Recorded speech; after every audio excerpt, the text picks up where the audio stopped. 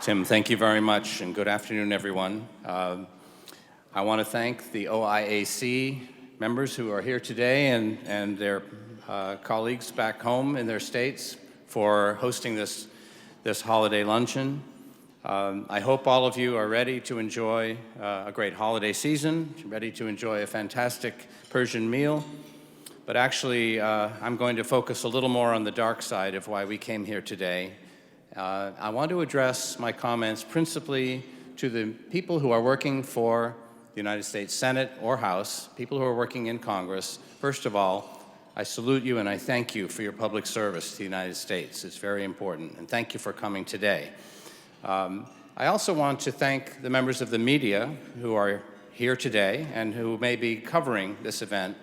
I want to salute your courage for telling the truth.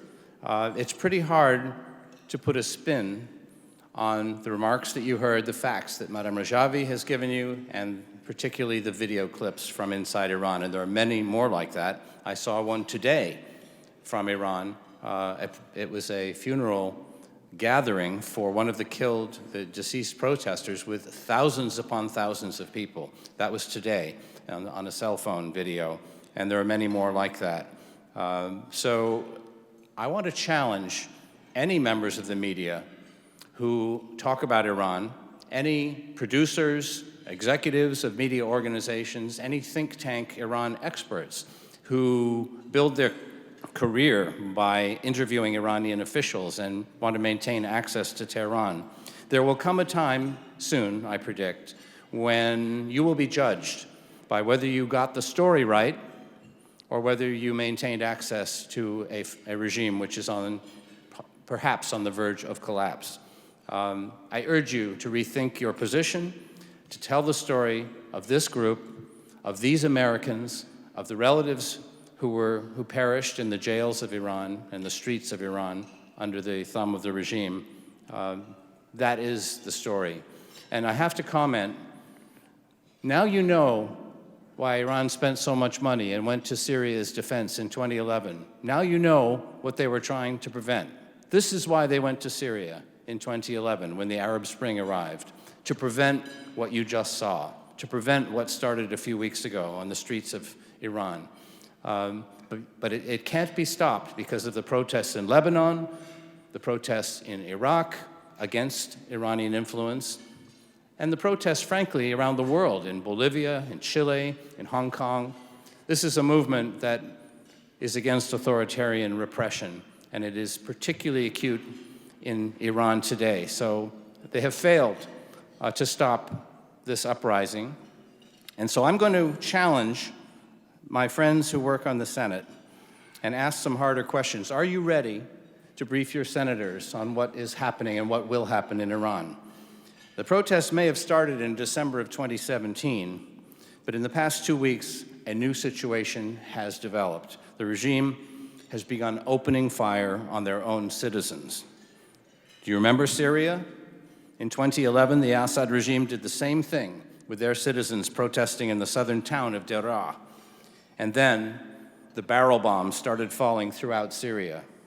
As the world watched, an entire country was destroyed, with over 500,000 killed, 11 million displaced, 11 million driven from their homes, 5.6 million Syrians, women, children, elders, driven into exile, many of them sitting in refugee camps today. And the leaders of Syria, Iran, and Russia are all guilty of war crimes. The bombing continues right now in Idlib in Syria, and now the red line has been crossed in Iran. Are we going to sit silently and watch a brutal dictatorship massacre more of its own citizens? My friends in the NCRI can't keep up with the numbers. You just heard the latest, over 1,000 dead, over 300 named victims. Those numbers could go up by hundreds in 24 hours. Are your senators just going to sit there? And that's what this is about today. You really do need to get some answers. Are you ready to explain why the people have risen up? It's not just a recent hike in the gas prices. Gas prices have gone up many, many times in Iran. It's not because America withdrew from the JCPOA Nuclear Accord. The economy was collapsing before the sanctions were put on by the Americans. That revolution was never consummated in 1979. And this has kept coming back to the streets in 1981, in 1999, in 2009, and now it's back in full force in 2019. That's what's happening. So you need to explain the history of this regime and why they never achieved legitimacy. Are you ready to help your senators organize hearings? Can you find Iran experts who anticipated the collapse of the clerical regime? Good luck with that. I've listened to all of the think tank Iran watchers and media correspondents. They all say the same thing. Oh, the regime is in no danger of collapse. How many of them predicted the fall of the Soviet Union? So I think we need to rethink and avoid strategic surprise. Are you ready to explain why Iran will not collapse into chaos, as happened, unfortunately, in Iraq and Libya? Iran is different from Iraq and Libya. No offense to those great Arab countries. They have 2,500 years of proud civilization. They have well over a century of striving for democracy. And are you ready to identify people among the opposition groups of Iran who have a plan to move toward legitimate government based on consent of the governed? You're sitting in a room with people, all of whom can explain to you what that plan is. Are you ready for Congress to make specific recommendations to the administration? You've heard some ideas already today about the internet. That's vital. Perhaps there could be a UN Security Council resolution offering international support and good offices if there is to be a transition from the clerical regime to a legitimate government. Look at 2254, which was the Syria resolution. Why shouldn't the Iranian people enjoy the same support from the world community?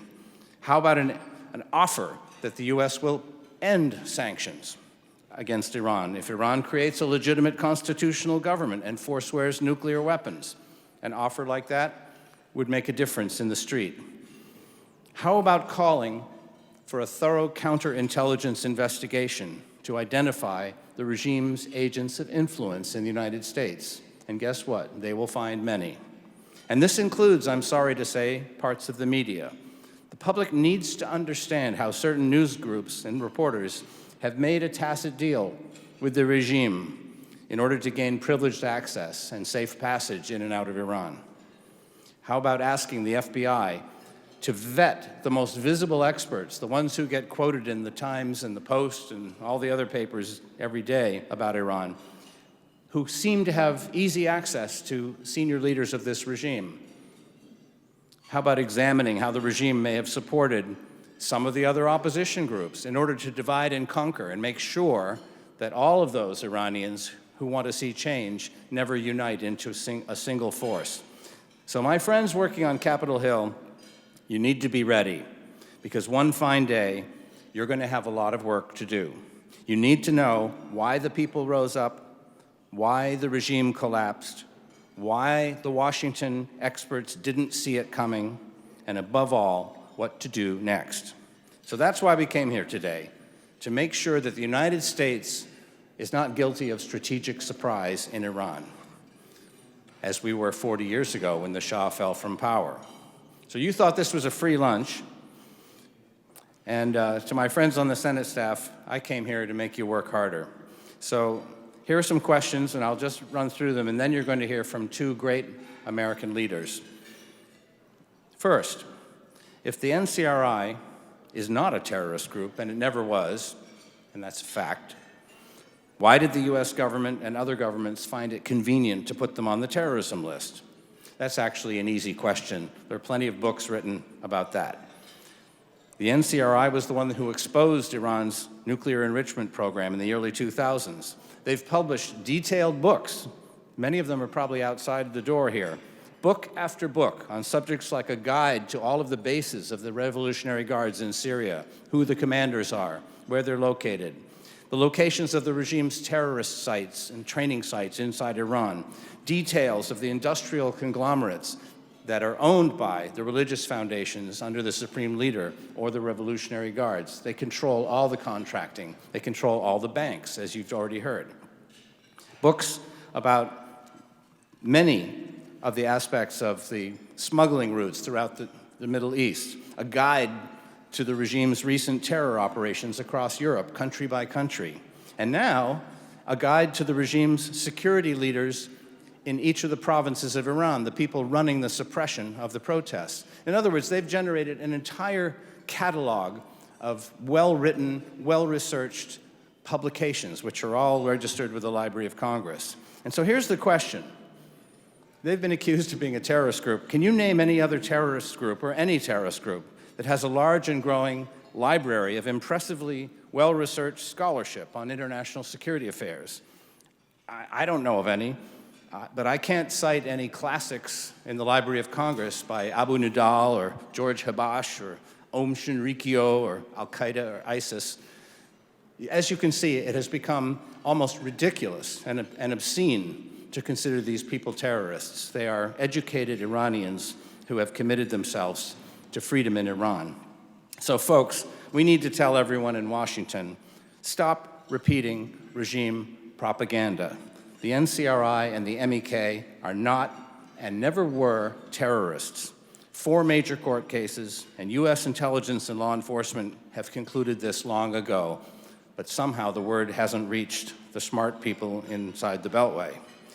Now, why would anyone, here's a question, why would anyone not encourage a group that for many years encouraged separation of church and state in Iran, gender equality, legitimacy from the ballot box, a non-nuclear Iran, rule of law with an independent judiciary and due process, and good relations with the rest of the world? Why wouldn't you stand behind such a group? And when you figure out why so many people in Washington have been afraid to support all of the principles that Americans stand for, please let your senators know.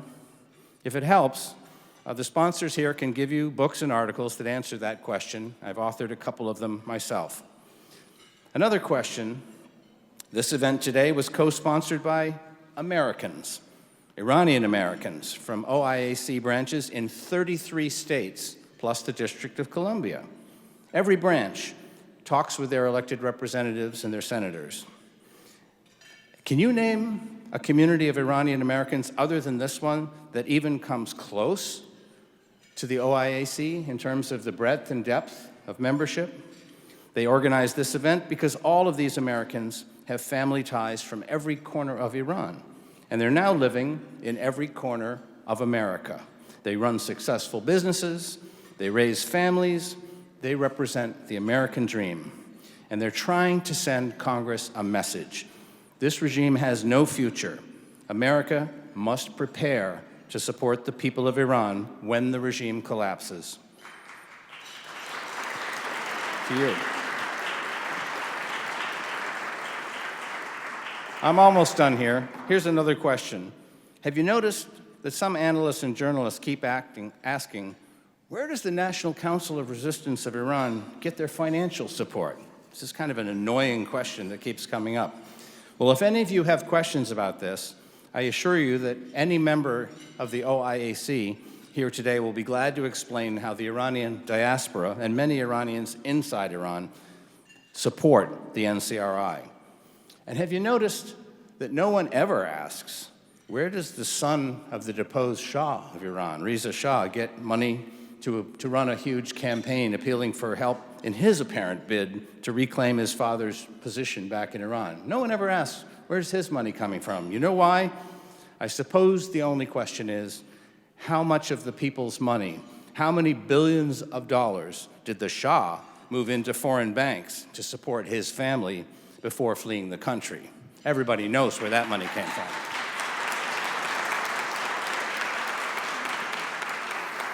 So my friends working for the Senate, you need to start asking these questions. And finally, I'm sure you all heard about the infamous CIA coup against Prime Minister Mossadegh in 1953. The US and the British Secret Services succeeded in deposing the nationalist patriot Mohammad Mossadegh and bringing the Shah back into power from exile. We have faced, as a country, relentless criticism for this geopolitical sin for 66 years now. So when you hear someone talking about supporting Reza Shah as an alternative to the Ayatollahs, ask yourself this. Are you seriously talking about repeating one of our nation's most notorious mistakes? Do you seriously think the people of Iran want the United States to bring the Shah back again? So let me finish with a little secret you'll never hear from our experts on Iranian policy inside the Beltway. Can you guess what happened to the nationalist ideas and agenda of the deposed Prime Minister Mossadegh? What happened to Mossadegh's nationalism? Well, guess what? The National Council of Resistance of Iran, the Mujahideen Khalq living in Albania, and the OIAC supporters here and all across the United States are all the intellectual heirs of Iran's great nationalist hero, Mossadegh, and the freedom movement he inspired.